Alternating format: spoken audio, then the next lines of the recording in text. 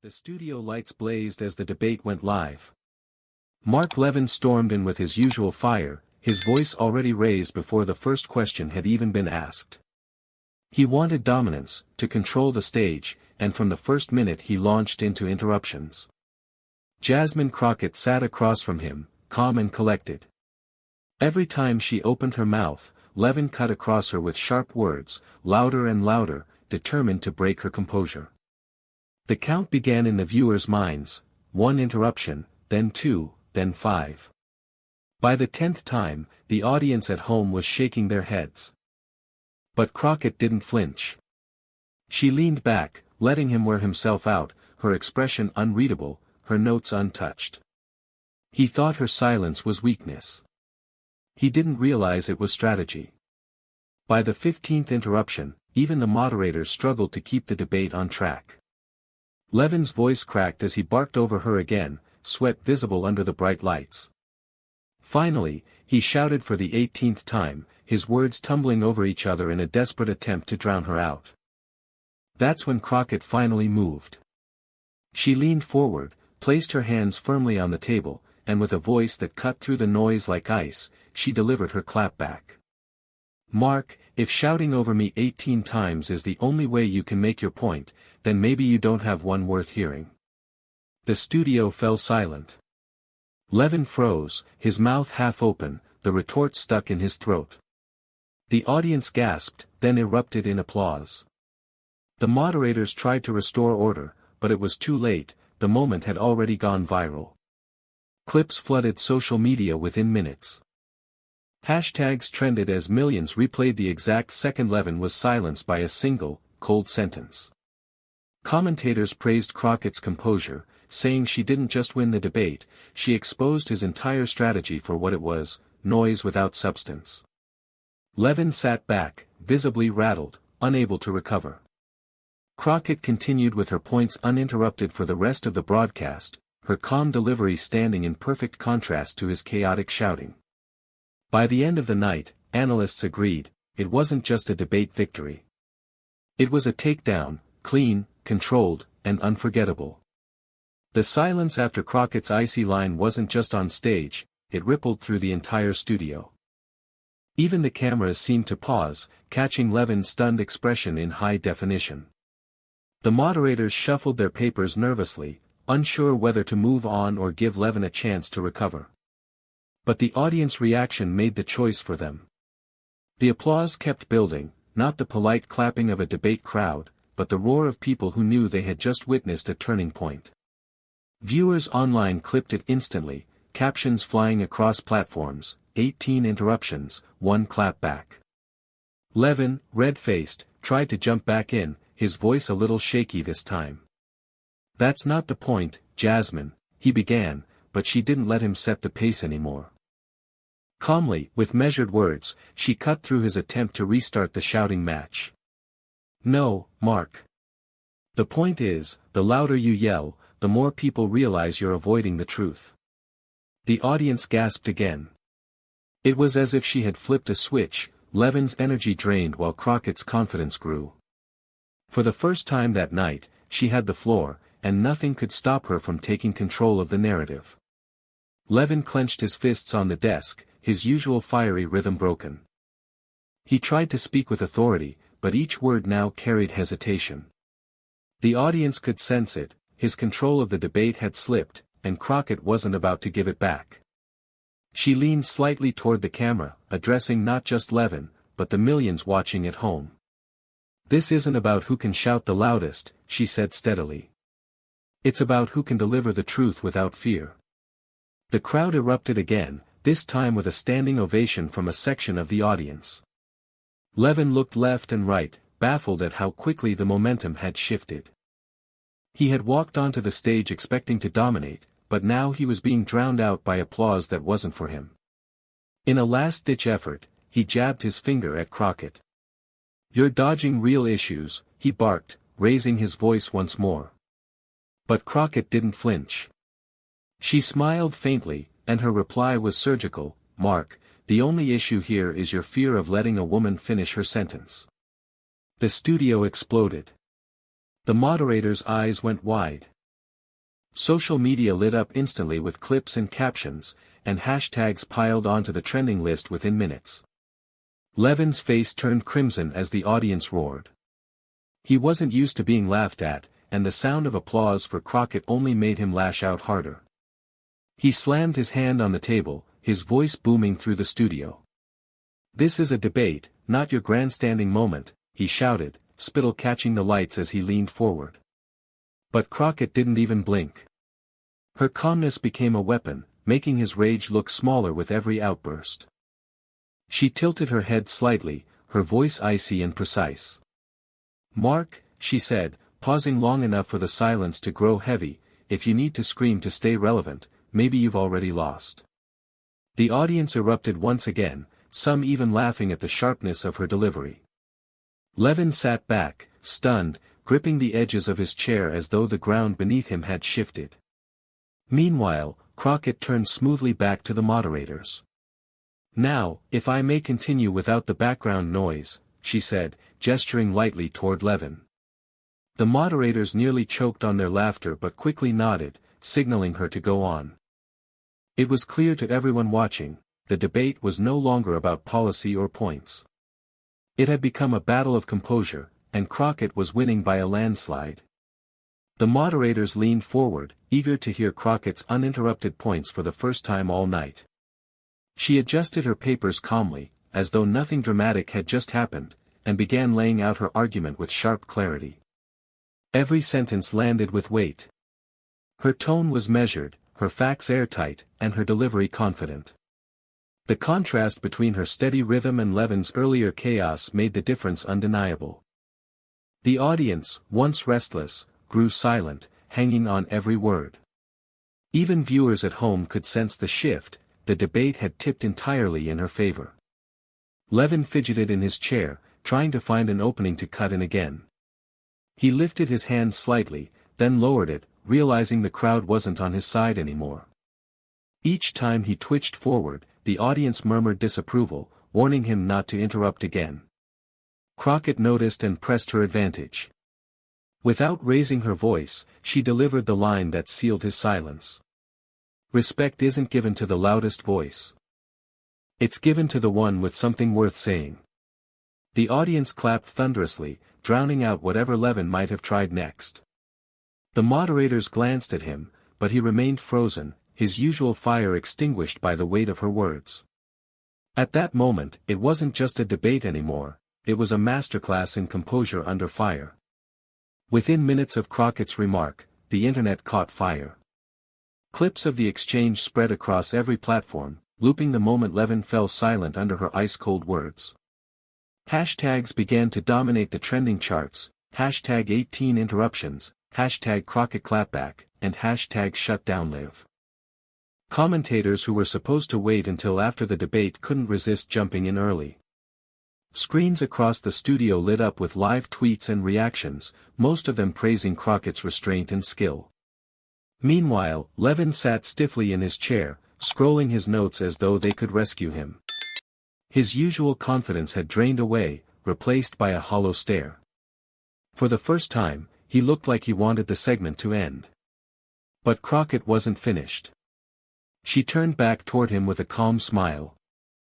"You know, Mark, people at home are watching this not just for arguments, but for respect. They see the difference between shouting and leading."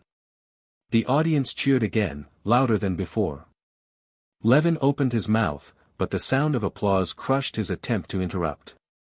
His voice drowned under the weight of the crowd, the same tactic he had used against her was now useless. And as the cameras zoomed in, the split screen showed everything, one face red with frustration, the other cool and unshaken. The nation had already chosen the winner. Levin's chest rose and fell quickly, his frustration boiling over.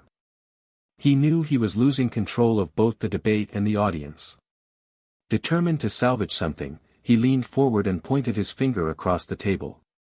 "Jasmine, you're twisting this whole debate into a circus," he shouted, his voice straining as he tried to reclaim authority. But the more he barked, the weaker he sounded. The audience had already grown tired of the noise. A few people even laughed at his outburst, which only deepened the humiliation. Crockett, still perfectly composed, tilted her head and answered with razor-sharp calm. No, Mark. The circus started when you decided interruptions were stronger than ideas. The studio erupted. The moderator's lips curled into barely hidden smiles, their pens frozen in midair. One of them finally spoke up, Congresswoman Crockett, please continue. That was the moment it became undeniable, even the moderators had shifted in her favor. They no longer tried to balance the airtime. Levin's antics had cost him not just credibility, but control of the debate itself. Crockett adjusted her microphone and leaned in, speaking with steady authority while Levin sat in silence, visibly shrinking under the lights. The audience at home knew what they were seeing, a live collapse of someone who had relied too long on volume instead of substance. Levin's pride wouldn't let him stay silent for long. His eyes narrowed, and with a deep breath, he tried one last desperate jab. People aren't here to watch you lecture, Jasmine, he sneered, forcing a shaky grin. They want passion. They want fire. And that's why I'll always win against you. The words hung in the air, but they lacked the punch he intended. The audience didn't applaud. Instead, a low murmur rippled through the room, as if everyone recognized his attempt for what it was, a final gasp at relevance. Crockett leaned back in her chair, giving him a long, steady look. Then, with surgical precision, she struck. Mark, fire without light is just smoke. And tonight, you've given us nothing but smoke. The crowd exploded in cheers, some even standing. The moderators exchanged quick glances, realizing they were witnessing a viral moment unfold in real time. Levin's forced grin faltered. He tried to interject, but every word was drowned beneath the roar of applause. The cameras cut between his flustered expression and Crockett's calm smile, the contrast too sharp to ignore. By then, the debate wasn't just slipping away from him, it was gone. Crockett had taken the stage, and Levin's every attempt to claw it back only deepened his defeat. The moderators, sensing the tide had fully turned, gave the floor back to Crockett without hesitation. For the first time all evening, she had the uninterrupted space to deliver her points, and she made every second count. Her voice carried a calm authority as she laid out her arguments one by one, citing facts, connecting them to real people's lives, and weaving them into a vision that resonated far beyond the studio walls. Each sentence landed like a perfectly aimed arrow. The audience grew quieter, not from disinterest, but from focus. It was the kind of silence that only comes when people know they're hearing something that matters. Meanwhile, Levin sat stiff in his chair, the spotlight unforgiving. His earlier outbursts looked more and more like tantrums compared to Crockett's clarity. Cameras caught him fidgeting, shifting his papers, glancing nervously toward the moderators as if begging for another chance to speak. But Crockett didn't waste the opportunity. She delivered her closing line with steady conviction. When the shouting stops, the truth is still standing. And that's what the people deserve. The studio erupted once again, louder than any reaction so far. Viewers at home could feel the weight of the moment. Levin hadn't just lost the debate. He had been exposed. The final applause seemed to echo forever. Levin's jaw clenched as he forced a stiff smile, but the cameras caught everything, the tremble in his hand, the nervous dart of his eyes. His carefully crafted image of control had cracked wide open. As Crockett calmly set down her notes, Levin suddenly tried to interject again, his voice louder than before. You think you've won with clever lines, but you're nothing without the media propping you up, he barked, the desperation in his tone undeniable. The words tumbled out unevenly, almost frantic. It was no longer debate strategy, it was a meltdown playing out in front of millions. The moderators froze, unsure whether to cut him off. The audience didn't hesitate. Boos rolled through the studio, growing louder each time he tried to shout over them. Crockett didn't even need to respond. She simply folded her hands and looked at him with calm detachment, as though watching someone unravel. Her silence, her composure, spoke louder than anything she could have said.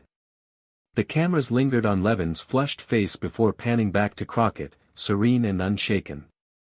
That split-screen image burned itself into the memory of everyone watching, chaos on one side, control on the other.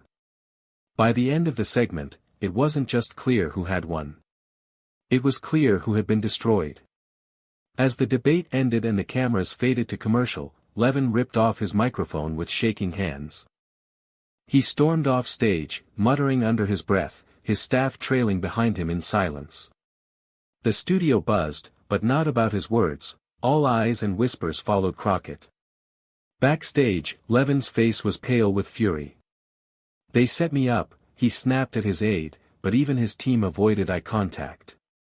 They knew the truth, nothing had been rigged. He had simply been outplayed, outmaneuvered, and outclassed in front of the entire nation. Meanwhile, Crockett stepped into the hallway, greeted with a rush of cameras and reporters eager to capture her reaction. Her smile was calm, almost understated. "I just believe debates should be about substance, not shouting," she said softly, and the microphone swarmed closer. Within minutes, news outlets were already running headlines: "Levin shouts, Crockett shines." Clips replayed across every major network, commentators dissecting her composure while replaying his interruptions again and again. Social media memes exploded, side-by-side comparisons of his red face and her calm stare flooded timelines. By the time Levin reached his car, his phone was already buzzing with frantic messages. Sponsors, allies, and even longtime supporters were asking what had happened. His meltdown was the only story people cared about. And Crockett? She hadn't just survived the storm, she had turned it into her moment. By the time the sun rose the next morning, the media frenzy had reached full force. Every major headline carried some version of the same message: Crockett crushes Levin on live TV. Clips of his 18 interruptions ran on loop, spliced together with Crockett's ice-cold clapbacks. Late-night shows replayed the exchange with comedic sound effects, while political analysts declared it the debate moment of the year. Crockett's phone lit up with messages of support. Colleagues congratulated her, voters praised her, and her social media following skyrocketed overnight. Every post she made was flooded with comments calling her the voice of reason, the image of composure, the one who silenced chaos with a single sentence. Levin, however, woke up to a different reality. His allies scrambled to spin the disaster, claiming the moderators were biased, or that the audience was unfair. But no amount of excuses could erase the footage: his shouting, his outbursts, his meltdown, all broadcast in crystal clarity. Worse, even conservative commentators who usually defended him were forced to admit what millions had already seen: Levin lost control, and Crockett took command. It was no longer just a debate defeat. It was a reputational collapse, playing out in real time. And as the networks kept replaying the viral moment, one thing became clear: Crockett hadn't just won. She had redefined the debate stage. Behind closed doors, Levin's world was unraveling. His office was flooded with unanswered calls, and his inbox overflowed with messages from furious donors demanding explanations. Even his closest advisors struggled to find the right words. How do you defend a meltdown that millions had already replayed 100 times? Levin paced his study, the curtains drawn tight. Every news channel he flipped through showed the same humiliating clip: his red face, his shouts, his finger jabbing wildly across the table, and Crockett, calm, composed, dismantling him with a single icy line. The more he watched, the deeper the silence in his home grew. For the first time, the man known for his booming voice had nothing to say. Meanwhile, Crockett was stepping into a very different reality. Invitations from major networks poured in, each wanting her as a guest to discuss the debate. Editorials praised her poise, calling her a masterclass in restraint under fire. Even those who disagreed with her politics acknowledged the strength she had shown against Levin's storm.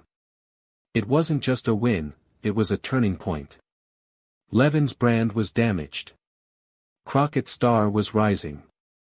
And as Levin stared at the television replay yet again, the truth hit him like a weight he couldn't shake: his greatest weapon, his voice, had been turned into the very proof of his defeat. The aftermath was swift and merciless. Levin's longtime allies, once eager to stand beside him, quietly distanced themselves. Invitations to appear on panels vanished, sponsors pulled back, and his name became less about authority and more about humiliation. In private, the same people who once praised his fire now called him reckless, a liability who had destroyed himself on live television. Crockett, on the other hand, surged into the national spotlight. Her calm takedown became more than just a viral clip, it became a symbol of composure triumphing over chaos. Interviews booked out weeks in advance, her speeches drew larger crowds, and her social media following doubled in days. When asked how she managed to stay so composed while being shouted over 18 times, she gave the same answer every time, because the truth doesn't need to be loud, it only needs